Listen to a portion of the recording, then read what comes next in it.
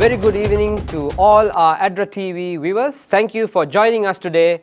Now, right from the start, you will notice that your usual hosts, Chantal and Mark, are not with us. However, it will be me, Prabhuk, and my friend and colleague, Amy, who will actually facilitate today's episode. Amy, do you want to describe to our viewers the program we have today? Yes, good evening po sa inyong lahat. My name is Amy and I am here in behalf of ADRA Philippines to be able to share with you the different stories of our staff. And because of that, we have invited a very special guest this evening. His name is Sir Wilson Maranan and he will be sharing with us his story. But before that, we would like to add a quick shout out po to all of our ADRA Angels. If you notice here, we are holding our very special ADRA Angel mugs. For those of you that we met when we went around the Philippines last March and April, we distributed this very special mugs. So we would like to give a shout out to you. Thank you so much for always supporting ADRA.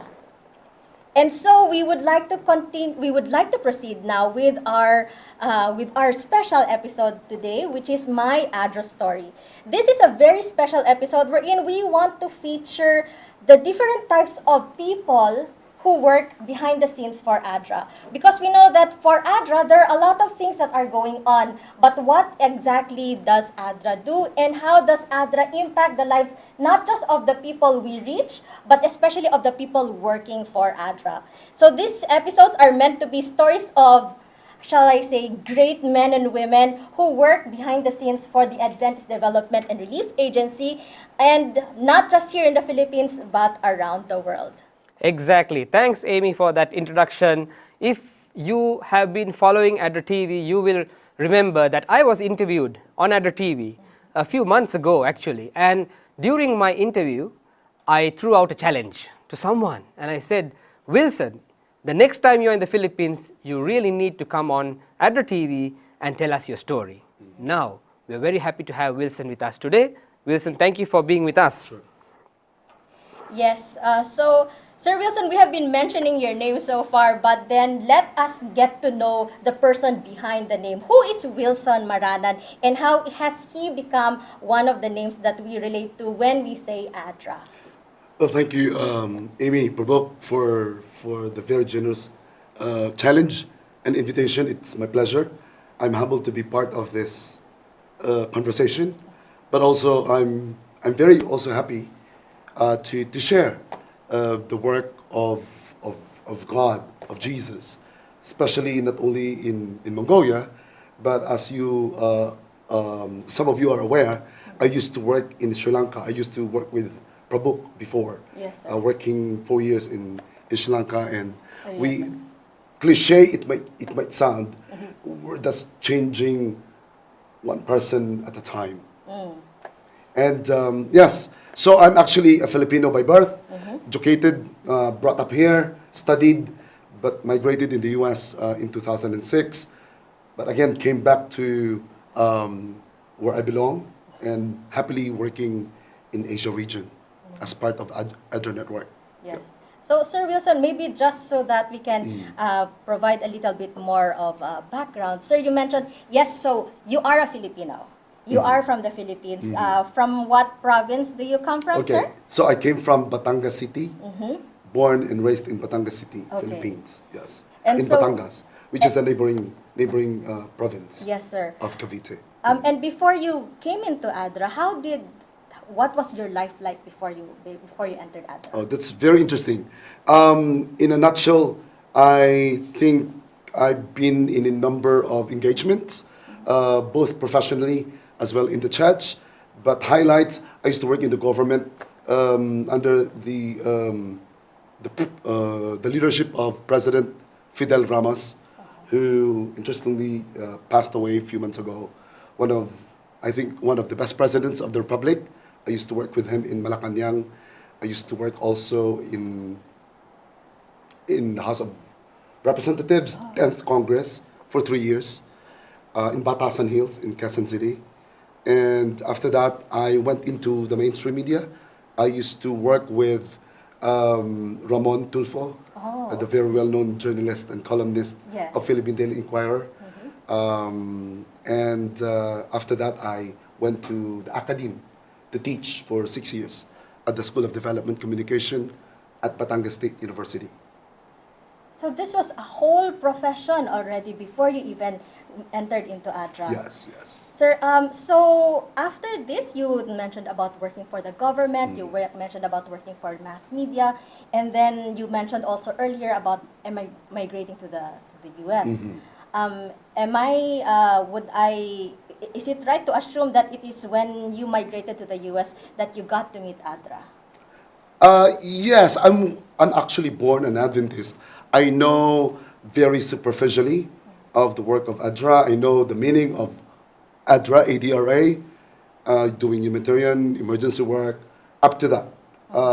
Not quite interested, but I have a passion of doing development work, and really love working with communities, like empowerment, talking to people, and even listening to them, and sometimes, give some prescriptions of how to be productive citizens. Literally, when I was in the U.S. after I studied my international development postgraduate degree, that I stumbled and got interested in working with ADRA. Sir, do you have... Yeah, so just to share something interesting to our viewers, and Wilson, please don't mind me, saying this. Wilson is an excellent cook. Okay, so myself and Wilson, we lived on the same compound. We were neighbors for about 3 years, and that's when I actually started tasting some of the good food, Filipino food, Yes, the exactly. chicken adobo, and what's the one with the eggplant? Tortang talong. Oh yeah, all of that. So yeah, so fried eggplant. yeah, so we had a really good time in Sri Lanka. We worked together, and apart from being a good cook, before I say that, actually we wanted also Wilson's wife Raquel to be here. She's a bit shy to be in front of the cameras, but she's in the studio with us. So quick shout out to her, who is a big part of your ministry, and I think you will touch on that a little later. Now, apart from being a good cook, Wilson is also the country director of ADRA in Mongolia, which is a very interesting country, right? The disasters they have there is very unique. The programming they have there is very unique. The area of implementation is very unique. Okay, so Wilson, could you take a few minutes to describe the country, the work you do there, and what type of projects or programs you implement? Sure. Well, this is from my engagement with Sri Lanka, as you are fully aware. I was invited to look at the living conditions in Mongolia because of the fact that they need somebody who can lead the team in the role of a country director. So I went there. Mongolia is a beautiful country, 17th largest country next to Iran, with 1.5 million square kilometer land area. Wow. 3.5 million people. Interestingly, 72 million animals, livestock. Wow. Exactly. Beautiful. If you love nature, culture, adventure, Mongolia has it. And in terms of the work that we do, on top of that, before I go there, Mongolians are the only nomadic people group in the world. Basically, they move around every season. If you are familiar with people, when the weather changes, they adapt to that, depending on the need. But also, they've been doing it for the last 2,000 plus years. So if I may interrupt you, how does that actually happen? Like, do they travel with their tents, or Exactly. do they rebuild houses every time they go? Sure. How does this happen? Like, how do they manage this? Yeah, so they live, if you're familiar with the teepees of the American Indians during the ancient time, Yeah. the olden time. So they have this circular, like tent-like structure, which they call ger, G-E-R. Okay. In Russian, it's called yurt, Y-U-R-T. Right. So it's collapsible, and it is covered with felt out of animal skin and fur, and basically, literally they fold it up with all the animals, probably 500,000, 2,000 camels and sheep and goats, horses, including yaks. They travel like probably 40 to 100 kilometers away from the original place, depending on the season. Right. Of course, if this winter time, they have this winter camp, they call it, Right. like permanent structures where they put the animals on barns, Right. and good to stay there for 3-4 months. So how do they manage with like children's education, nutrition? How does that work? I think they were so they are the most adaptable people in the world.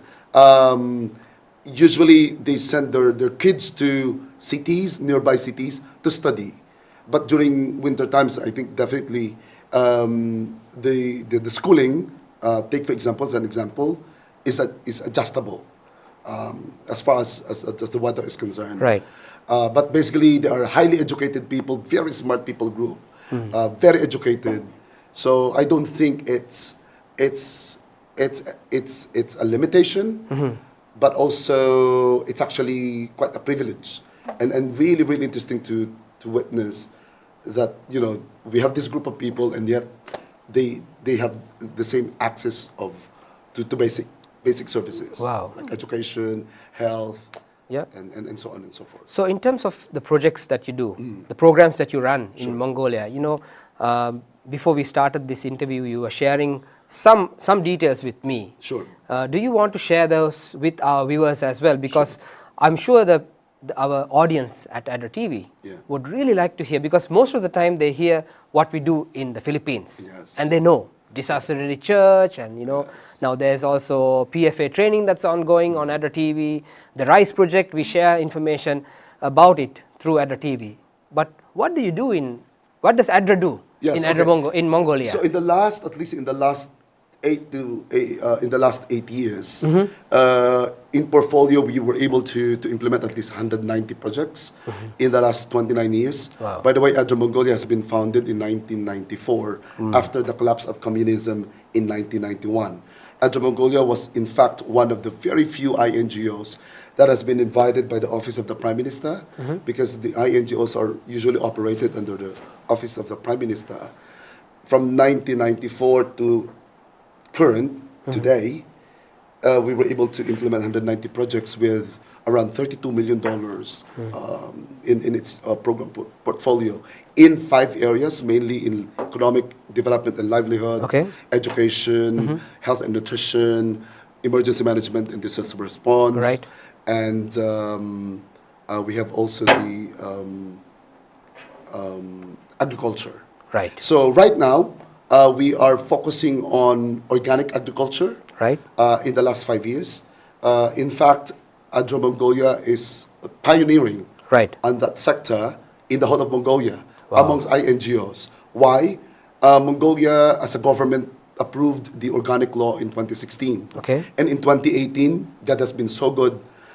We were able to receive a funding from BMZ, the Federal Republic of Germany, Ministry of Development and Cooperation, for a 1.2 million euros for 4 years on developing organic agriculture, because of the fact that, as I've said earlier, Mongolians are heavily meat-based in terms of their diet.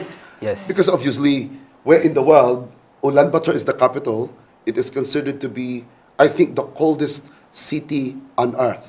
Wow. Peaking to at least negative 52. Wow. Centigrade. How do you survive there? I'm sure you like it, because even in Sri Lanka you used to put down your AC to like 18 degrees Celsius, Exactly, right? So you must be having a good time. Yes. Yes. Well, have a good time inside. Because literally, when you go outside, it will only take you 5 minutes. And you will freeze to death. Wow. So basically, what is amazing in that country is that it has been heavily influenced by the Russians. So even the heating technology in their houses, excellent. So you can wear your usual shirt inside the house, and basically if you work, you're always in the office, so it's the same thing. Right. So that's quite manageable. You don't go outside to work during winter time. So that's actually one of the main differences of ADRA Mongolia apart from other country offices, at least in Asian context, because we adjust to what weather we are working with, right? So, like, for example, for planting, the height of that is between June to early September. That's it. Right. So it's the height of the activities. Right. As in double, yeah. Right. And then it will die down. Right. It will basically taper down. So that's one, organic agriculture. And just to share with you, we praise God for His leadership. We have a very experienced team in terms of skill set on organic agriculture. We have set up agronomists, very seasoned ones, and we were commended by the Ministry of Food, Light Industry, Ministry of Food and Agriculture and Light Industry of Mongolia, called Mufali, in terms of organic agriculture, organic products that we contribute to the national production. From our project alone, from partnership on organic agriculture, POAG in short, we contributed 89.4% of organic products in the country in 2022. Wow. So that's quite remarkable. Wow, that is. And now we enjoy that opportunity to always, being consulted or being part of the conversation in the national level. Right. In terms of organic agriculture. That's one. Two, we do the climate change adaptation project, a pilot project on pastoral land management. We use the holistic management approach of obviously desertification, erosion, globalization, global warming. These are the byword in terms of how to mitigate all these issues globally. So in Mongolia, we are piloting a project where we are partnering with an international organization called Savory Institute to apply this holistic management approach. Right. Meaning, it's not the approach itself that will solve or that will contribute to the mitigation of the problem, but it involves the whole community, the herders, the animals, the Right. public bearers, Right. Of course the people. Everybody is included in the circle. So multi-stakeholder. Exactly. Yeah. So that's a multi-actors partnership approach. And by so doing, hopefully, we can dent some level of change and bring a certain level of behavioral change amongst the herders. Right. You have to understand that Mongolians are very seasoned herders since the time of Genghis Khan. We're talking about at least 1200, 12 in the 1200s. They've been moving around the world. It's considered Genghis Khan as the biggest kingdom ever, Yeah. as far as Hungary, Yeah. to Japan, to Yep. Korea, to China, all the way even to some parts of Southeast Asia. Correct. But yeah, that's one. Another one is now we introduce also the fine wool sheep breeding project. As obviously Mongolia has that leverage on herding lifestyle Right. and seasoned herders. We would like to develop and resurrect again the production of fine wool. And this is quite a lucrative business. And hopefully it will gain traction and we will able to produce a nucleus, we call it nucleus, elite nucleus flock of fine wool sheep that will eventually be shared all over the country and produce a very good fine wool quality Wow. of wool. So, if our viewers want to get to know more about these projects, they could visit the Sure. website of ADRA Mongolia, Sure, right? yes, yes. And maybe we can make sure this is edited to include the website Yes. on the screen. I just have one more question about the projects, and then I want to move quickly to talk about you, because this is about your story, right? But I was wondering, Wilson, whether you want to take about 1 or 2 minutes to share very quickly about the NCD project, which is actually, if I'm not mistaken, funded by the church. We want to congratulate you Thank you. on achieving that project actually for ADRA Mongolia. But if you can share a little bit about this and how the church is actually partnering with ADRA Mongolia to implement this NCD project. So maybe if you can describe what's NCD to start with, and then share a little bit about the Sure, project. thank you, Prabhu. So NCD is basically non-communicable disease. Interestingly, in the global scale, Mongolia is a topper. So it's number one in, interestingly, NCD-related deaths. NCD include stroke, cancer, diabetes, and so on and so forth. And part of our I think mandate is to not only concentrate on a particular area, but we need to diversify, but not forgetting our past skill set on those areas before. Yeah. It has been health was a very strong component of Of the area church. of the church, Yep. but also of ADRA in terms of our global network expertise. So yeah, we prayed, we planned, we were able to assess. We have a very good team there, and we connected with ADRA International. We invited the health department of ADRA International. Just so happened, ADRA celebrated its 30th year last year. Wow. And no other than the president of the World Church, Pastor Ted Wilson, visited Wow. the country. So it was like, okay, let's have a very good conversation. Let's discuss the need, how ADRA, because we're trying to strengthen also ADRA in the church, how we can collaborate, how we can create that synergy between our mission, our offices, but also because we believe we work as one. We work for Jesus. Yes. Full stop. Yes. You know? Yes. And we are very humbled that the church was quite attentive, but also very interested in connecting with us. So I don't want to go into the details. After 8-9 months, we got the funding of $500,000 for Wow. 36 months. Wow.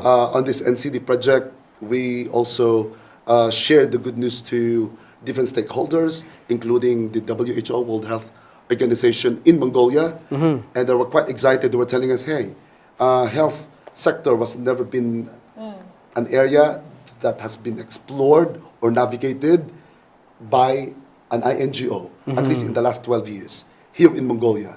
So they're very, very engaged right now.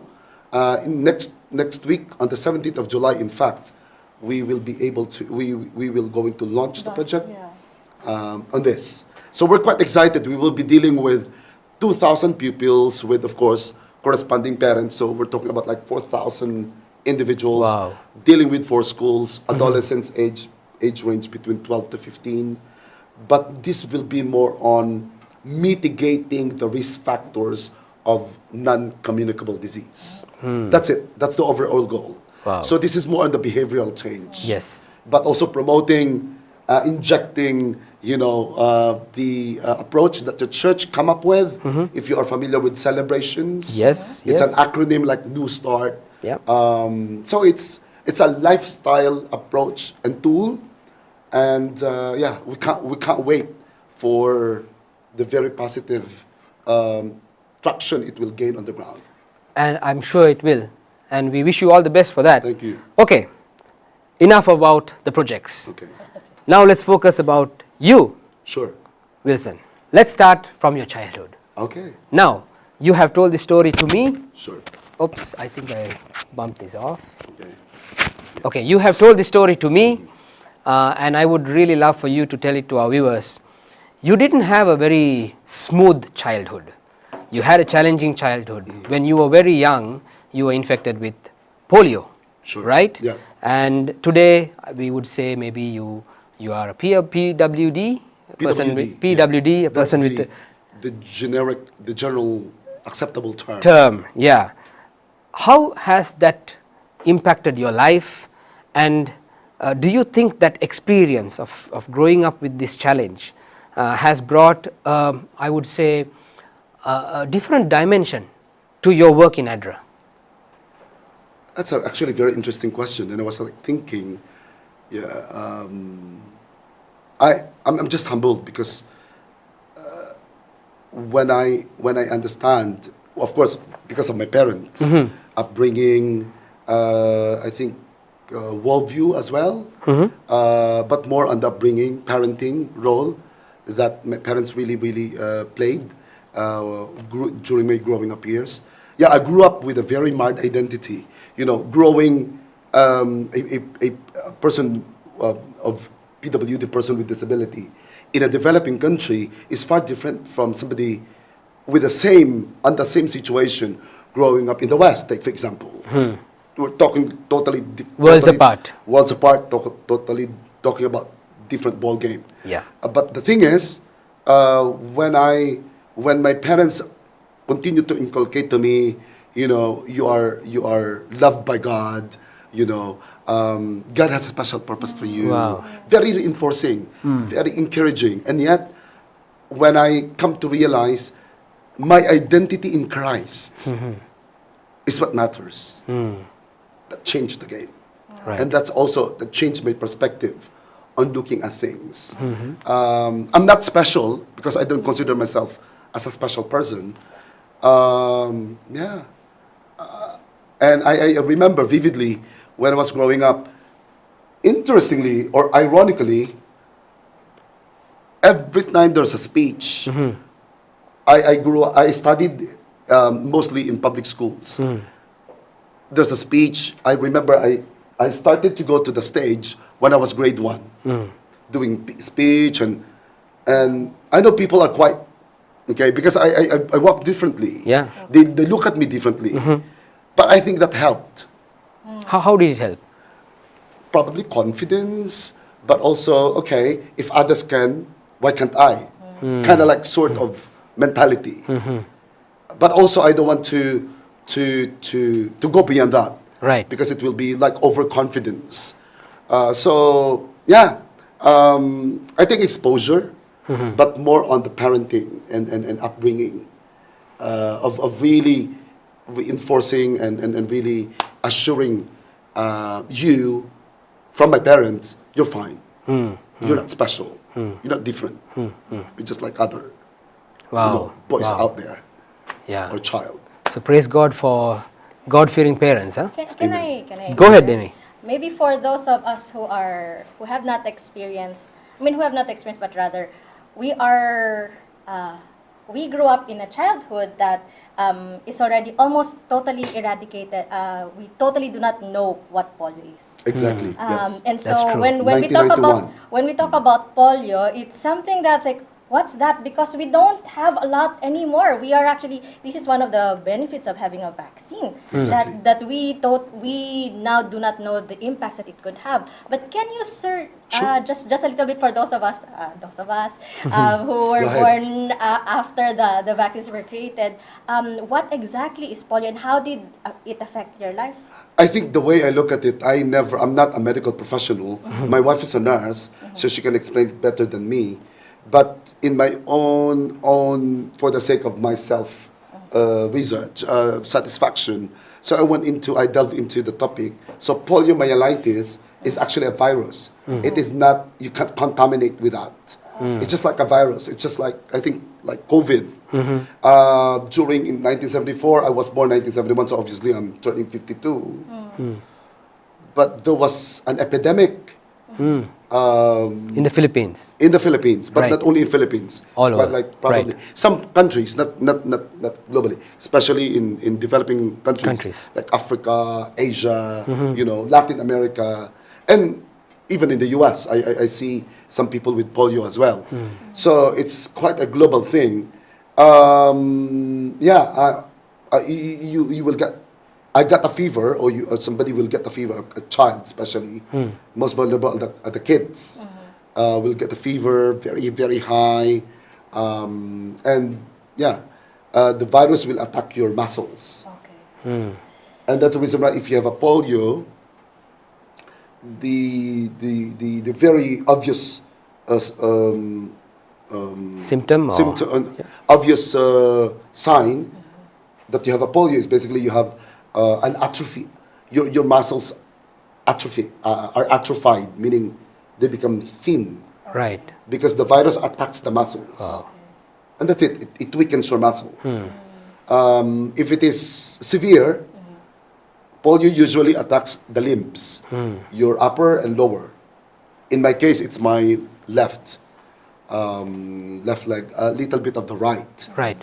But again, In my village, my mom was telling me we were 8, and all of the 8, I think 4 are my cousins, but I was the worst case. My mom was telling me there was no day, there was no, except for Sabbath, no Sunday.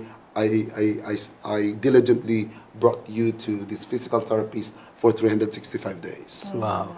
On the 7th month, the doctor or the PT saw the progress Wow. that you are responding to the.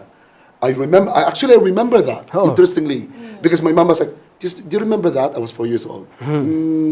Is that the guy with the dog with long ears? And just, yeah. And I can remember those wires of different colors electrifying my nerves. Muscles, yeah. My muscles. Wow. Okay. That's it. And I started to walk. My mom was telling me, Wilson, actually, I was shouting, I was crying out to God. Because the PT was telling me, Miss, Ma'am, I think I can only heal your son, and he will be blessed if he can walk with crutches. But the Lord has a different plan, Yes, yes, indeed. Wow.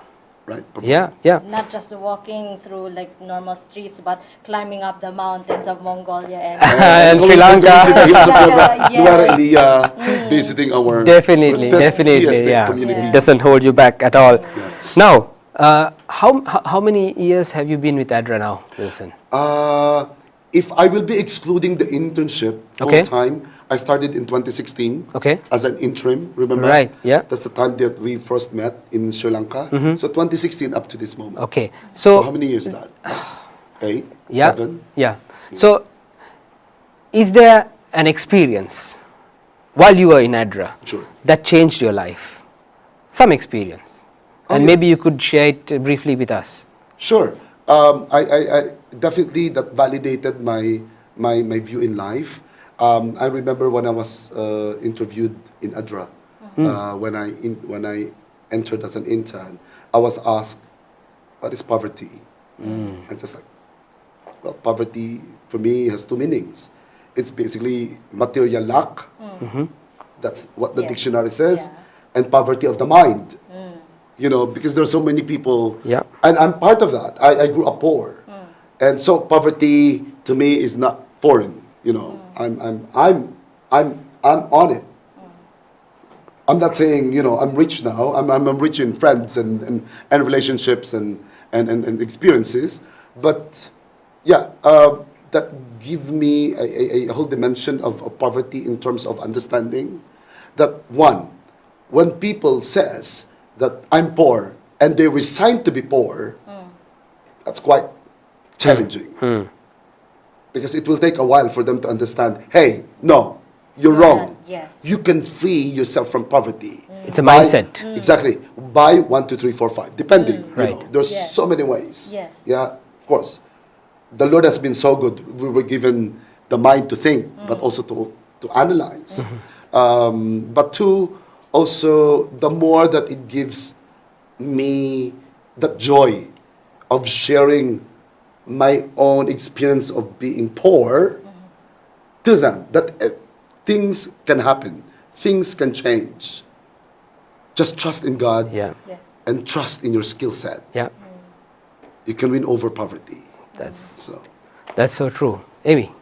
Yes. So, sir, you were like, there's one question here that I want to ask, but especially with regards to your experience, I'm sure there are many characters in the Bible that you can relate your life to. But if you would choose one, one biblical character that you would maybe best describe your, not really best describe your story, but rather you feel that you could relate to. This is my story. to be honest, I don't know. For some reason, I'm quite consistent with the personality of Moses. Moses, of course, he was brought up in a royal palace with royal household and and whatnot. But in a way, the Lord, I believe I'm God's son, Yeah. and we are princes and princesses of heaven. But the thing is, he was very reluctant, and doesn't know how to speak. I think that's he thinks that his disability, right? And that's, Lord, can you use my brother Aaron to speak for me? And the Lord was so merciful, you know. Okay, I will use Aaron to speak for you. But the way the Lord empowered him, the Lord trained him, it took him 40 years in the wilderness. It took him 40 years in the desert to understand, to undo, you know, all the things that has been inculcated in him, you know, as a person. Because he was actually groomed to be the next Pharaoh, Yeah. right? Yeah. And yet, nah. I love God. I would like to follow Him. And for me, that's quite strong. But also, because see, I'm coming now from a context of being an Adventist person. You know, I never studied in an Adventist school, except for 1 year. I was grade 4. Ah. So Okay. Yes. that's it. So grade 5 went back to public school, and then all of my education, even in my graduate studies, no Adventist schools. But I'm humbled that the Lord gave, you know, continue to give me that level of understanding. It's not about who you are; it's about me who is training you, and I love it. And that's where I think Moses, going back to the character of Moses, he depended on God. But he was very raw. Lord, I can't lead these people. I can't speak. These are your 2 million Israelite, you know, followers. Yeah. But Laban, the father-in-law, you know, hey, Moses, just divide the group into, you know, into tribes. Yeah. And like that. Yeah, And I think the Lord is continuously teaching us, teaching me. Yeah. But also that's what He did to Moses as well. The rest was history. Yeah. Quite powerful story, at Yeah. least for me as a person. Yeah, that's, yeah. I hope you are not finding the questioning too challenging, Wilson. No. But we have an interesting question. Sure. Okay. If you could describe your experience in ADRA in just one word, what would it be and why? I think I can aptly say that it's all about mission. Mission. That's the word. Mission. Why mission? I might be weird because when I was, I remember when I was even in college at the university, my professor just abruptly asked, "So how do you see yourself in the next 5-10 years?" And when the question, you know, prompted me to speak and share, I told my professor I would like to be a missionary. And I was taking film and audiovisual communication at the University of the Philippines, College of Mass Communication. So like, you must be barking in the wrong tree. Oh, no. But she just retracted quickly, and Wilson, I believe in missions. I believe in missionary work, and yeah, go for your calling. Wow. So now, the more that I see the hand of God, God as a living God. These are my takeaways now. Yeah. I praise Him because of the fact that I know myself. I'm an ordinary person, nothing special, and sometimes things are overwhelming, Prabhu. Amy, as you know, in the work Yeah. of ADRA. Correct. It's like, why am I here? What I'm doing? But the Lord will always lead you to a certain level, not only of understanding, but also a certain level of commitment. Yeah. Okay, at the end of the day, it's not my word. Lord, I'm not here because I'm awesome. Lord, I'm not here because I can do it. Yeah. It is you who sent me here. Yeah. Use me. Wow. Yeah. I think that message, sir, that just not resonates with your story, but many of us. Over here in the studio, we have several other staff that are currently here. We have our interns. We even have our very helpful media team from SSD that I'm sure that was listening to your story, and we know, Lord, that we know, sir, that the message of mission is something that deeply emanates in all of our hearts. That is why we are here, and that is why we are doing the things that we do, because of this mission. And so, Sir Prabhu, do you have maybe just a takeaway before we end our Well, short talk? Honestly, it's a very inspiring story, Wilson. Thank you. My takeaway is that regardless of who we are and our capacity, if we just submit to God, He can do many things through us, even though we are really not worthy sometimes. But it's His work and He will get it done through us. You know, Yeah, that's the way I believe see so. it, yeah? Yeah, sure. Yeah. Yes. Sure. And definitely that is one thing that we always say, that there's a big work to be there's a big task up ahead. And usually it is those people who think that they can do it are the ones that cannot be used. But it's those people who actually are empty, who empty themselves and humble themselves before the Lord, that allows the Lord to use them. And they can be amazed at just how the Lord takes them. Many of your stories, sir, I was thinking about maybe the Israelites going through the desert and all of these unexpected challenges that they faced. But the Lord always leads. And That's that true. is very evident, sir, in your story as you made your way through your own life and as you were working through ADRA and as you are now sharing your story with us here. And so I guess, do you want to, before we end, I guess, are there anything, sir, do you want to greet anyone before we Yes. end?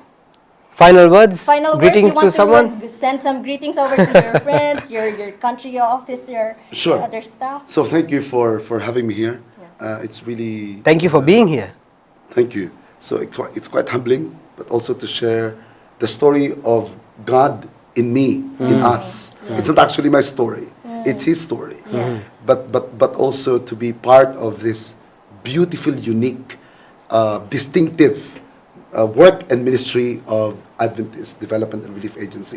Not only in the Philippines, not only in Sri Lanka, not only in Mongolia, but in the world. As we know, the world is rushing to her demise. We know that as the remnant church, and we can see the intensity of not only disasters, catastrophes, but also world events Yeah. taking place. And by doing so, the more that we need to be more conscious, more committed, but also more loving and compassionate. Of course. I think the world is too far away already, Yep. and the Lord is inviting us to come back to Him. And in the work that we do, I always have this very favorite statement that we don't need to preach. We just have to live the gospel of Jesus. Amen. Yes. That's true. Thank you, Wilson, for being with us today. Thank you. Amy, I think we should tell our viewers that we have planned a few more episodes, such as this, Yes. of stories Yeah. from ADRA staff in the Philippines and from around the world. So please be tuned to find out more about these type of stories, right? So we have lined up a few interesting guests later in this year, and we'll be sharing those stories with our viewers. So I guess we can end our episode for today. Yes, and we would also like to maybe just a few, not shout out. Yeah, we would like to also thank especially the SSD Media Center. Yes, definitely. Over here that has hosted us for this very first episode. Thank you, Tony. Thank you, JD. Thank you, Tin. Thank you, Jessica, and the rest of your staff here. You're very welcoming, and we praise the Lord that we have a lot of media ministries like this around the Philippines to be able to share all of our stories. Yes. And so, how do we end this? Thank you very much for tuning in and hope to see you soon. Yes, in the next episode of My ADRA Story. Yes.